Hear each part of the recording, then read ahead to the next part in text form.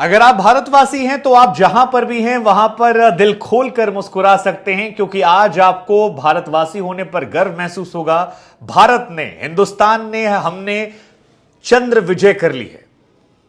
4 साल से हमारे 16,000 वैज्ञानिक जिस चंद्र विजय को लेकर दिन रात संकल्पित थे, फिंगर क्रॉस करके जिस लम्हे का हम और आप इंतजार कर रहे थे, वो लम्हा हमारे पास आ गया है और चांद पर भारत ने विजय हासिल कर ली है।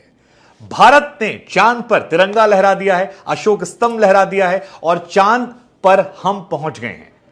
साउथ पोल पर अब तक कोई नहीं पहुंचा था, वहां पहुंचने वाले हम दुनिया के पहले देश बन गए हैं। यह अपने आप में खास है, ऐतिहासिक है। अमेरिका, चीन और रशिया के बाद दुनिया में हम सिर्फ चौथे देश हैं जिसने ये किया है और इसका असर यह होने वाला है कि चांद अब सिर्फ हमारे मामा नहीं रह गए। वो मामा जिन्हें हम दूर से देख कहते थे चंदा मामा आएंगे, अब चंदा मामा आएंगे नहीं, हम लोग चांद पर जाएंगे। भारत वहां पहुंचा है, भारत का तिरंगा वहां पहुंचा है, भारत का झंडा वहां पहुंचा है, इसरो का झंडा पहुंचा है, अशोक स्तंभ जो है वो वहां पहुंचा है।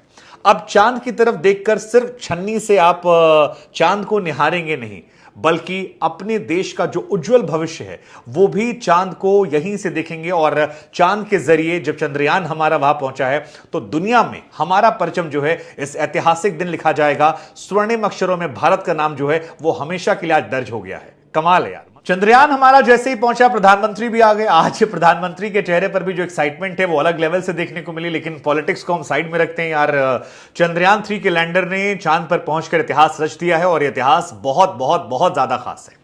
30 मिनट में चंद्रमा की अंतिम कक्षा से 25 किलोमीटर की जो दूरी थी वो हमने पूरी कर ली। और ये एक बहुत इंपॉर्टेंट फेज था, क्योंकि ये माना जा रहा था कि लूना 25 जो है वो क्रैश कर गया था और हमारा वाला क्रैश ना करे, इसलिए हमें धीरे धीरे वहां पहुंच जाना था। लेकिन हम सारी सावधानियों को बरत रहे थे और जैसा कि हमने आपको पहले भी वीडियोस में बताया था कि आखिरी के 15 मिनट बहुत इंपॉर्टेंट होते हैं, क्योंकि उसे फियर ऑफ 15 मिनट कहा जाता है। वहां पर इसरो के वैज्ञानिकों का नियंत्रण जो है वो खत्म हो जाता है और जो एल्गोरिदम आपने चंद्रयान में फिट किया है उस एल्गोरिदम के जरिए लैंडर जो है वो उतरता है।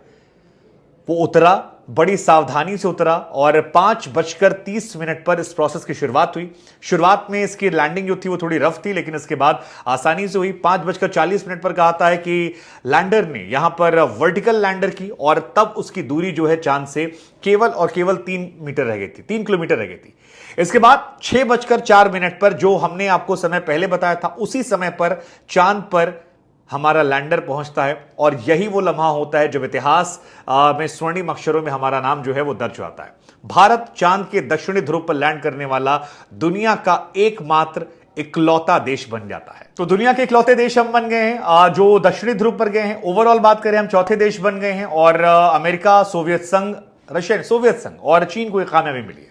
हालांकि प्रोसेस अभी पूरा खत्म नहीं हुआ है, अभी हमारा जो रोवर है वो वहां पर लैंड हुआ। अब इसके बाद क्या होगा, रोवर के इर्द गिर्द धुआं जो है वो बहुत ज्यादा हो गया, धूल धक्कड़ जो है बहुत ज्यादा हो गई है।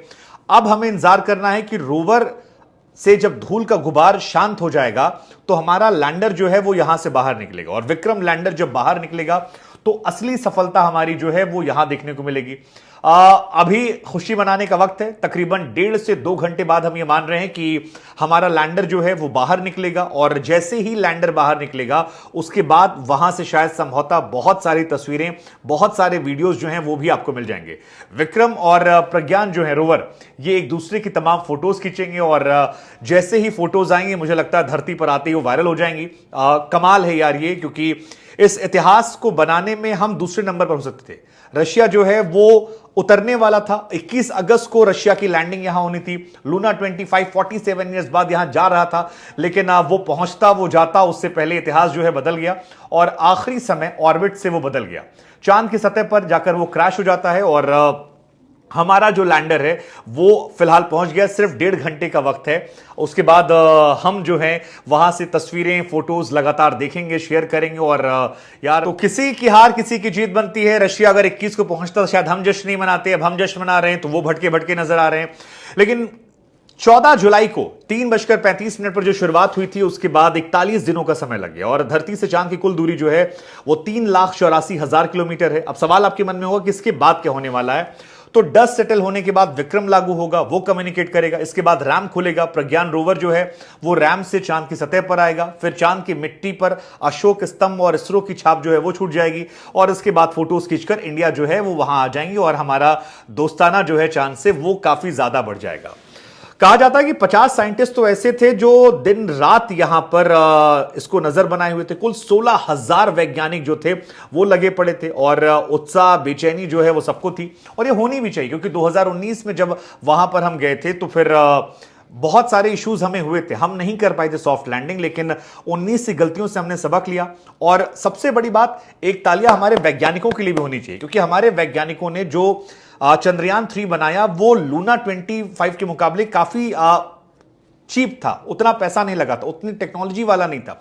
हम केवल 14 दिन रह सकते हैं दिन रात के मुकाबले, क्योंकि वहां पर 14 दिन आज से दिन शुरू हो रहा है, नेक्स्ट 14 डेज जो डे रहेंगे वहां हम रहेंगे। उनका वाला रात को भी सर्वाइव करता, लेकिन हमारी टेक्नोलॉजी, हमारा एल्गोरिदम, हमारे वैज्ञानिकों का दिमाग शायद ज्यादा बेहतर था, और यही वजह है कि हमने ये इतिहास रचा है।